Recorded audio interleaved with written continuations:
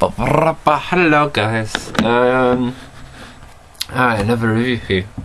No, it's been a bit of a time. The one I'm going to talk about today is VHS, the one I've been meaning to watch, but I just haven't got around to it. And I want to watch Insidious 2. I want to get to watch it as quickly as possible, because I just want to see it and I want to review it.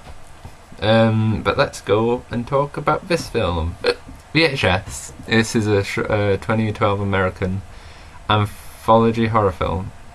So basically, there's one overarching sort of story, and then there's a lot of little stories. So the way it works is, at the start you see there's sort of a gang of 3 people. You know, they're sort of like petty criminals. They do like sort of,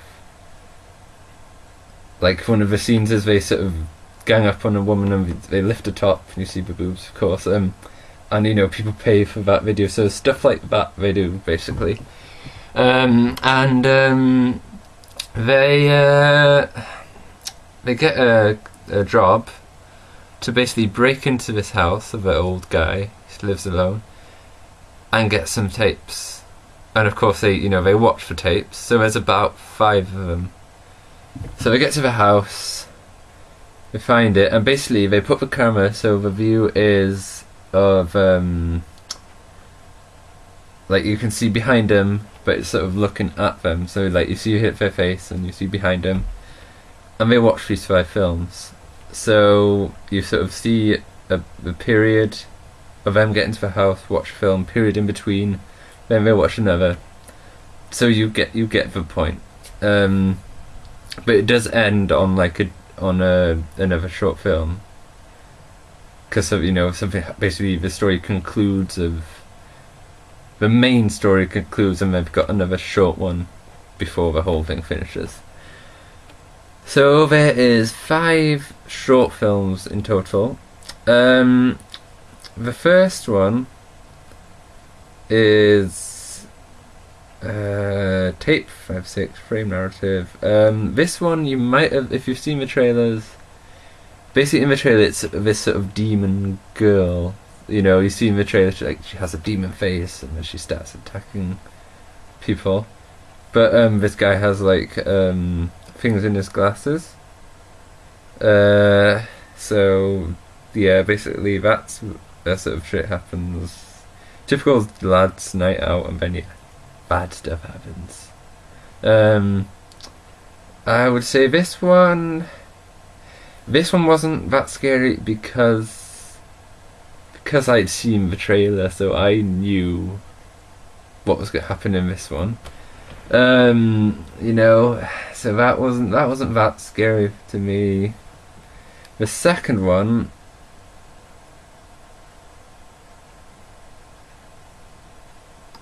is about basically a married couple, and it's sort of they're traveling around. It's basically like it's a honeymoon,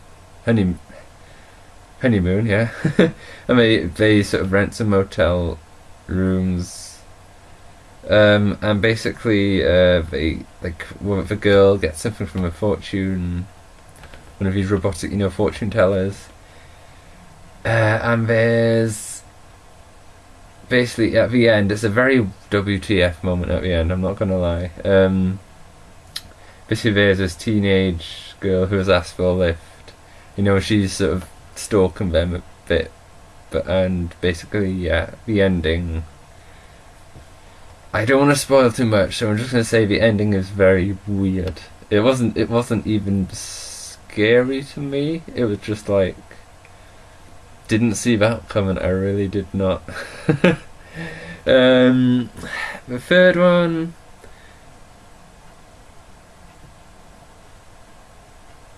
this one was very interesting. Very, very, very, very interesting. It basically starts out very typical. 2 girls, two guys, they're going to this camping trip, so they're walking through the woods and stuff, and I thought it was going to be really cliche at the start, but basically there's a digital killer. Okay, that's basically, and I would say that and the last one was the strongest. This one was really cool because of the way they showed the digital, like they half showed the digital killer. There were sort of bits where they'd sort of see dead bodies from the past, and they'd quickly come on really quick. And that did freak me out, especially as one. Well, I'm not going to say that, but there's one bit which freaked me out a little bit. So that was very well done. I'll give you that. That was a good one. The next one is the sick thing that happened to Emily when she was younger. Basically, this is like it happens between Skype calls. So it's just a couple of instances on Skype, and this basically this person thinks that strange stuff is happening in their house, and it's just a series of Skype calls between her and her boyfriend. And yeah, the story unfolds, but I won't ruin it too much. And before the last one, basically the conclusion of the first one, where sort of where it starts out, yeah, that comes to an end, and let's just say that yeah, the old man, because there's a dead old man on the couch there, and this is what I really liked. In between every bit, like when they sort of stopped for sort of mini tape in the house, something changed, and that generally plays with your mind in a very clever way. That bit, that was one of the main bits which sort of kept me on the edge, I would say. And the final one, at the conclusion of the first overarching story, you have the last video, and I really like this one.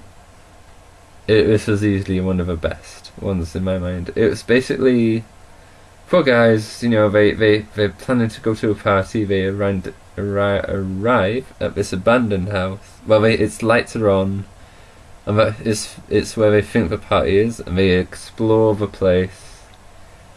And they think it's sort of a haunted house type thing. And yeah, they find something, and the house does generally start, doing stuff. I don't want to spoil too much because if you're interested, I want to leave you in intrigue there. I want to leave it mysterious. So the overarching thing I did have all these tapes, which in one sense stopped them being as scary, and also made me feel a bit awkward watching them sometimes, was how much boobs they showed. I know I'm a man and you would think, oh, that's great, but I don't go for that. Like, it was more needless. In some scenes it was just plain awkward, But I would actually generally say for most of the short tapes, there was actually decent acting. I mean, the acting itself, there wasn't any acting which was phenomenally, it's a hard word to say, phenomenally bad. At least I didn't find. So, and the actual effects of some of the things were quite good. Especially like the third one, and the last one, they had some really good effects for considering that this is a cheap, they didn't have much money, all these short filmmakers, to use, and they pulled off some of the stuff remarkably well. But the big thing is, if you don't like shaky cam, you're not gonna like this, because this is pretty much all shaky cam, and some bits it's very sort of shaky. But I would say that this was actually way less scary than I thought it would be. Only scary bit was when the house changed, stuff changed when you sort of flipped back to the house where the 3 guys at the start had broken into, and maybe the last and third one, But apart from that, it's not one of those films you switch off and you're like be haunted. You know, it won't stick with you. I didn't really find it stuck with me that much. So that's my review. I hope you enjoyed it, and I'll try and get to Insidious 2 as quick as possible. Bye bye, folks.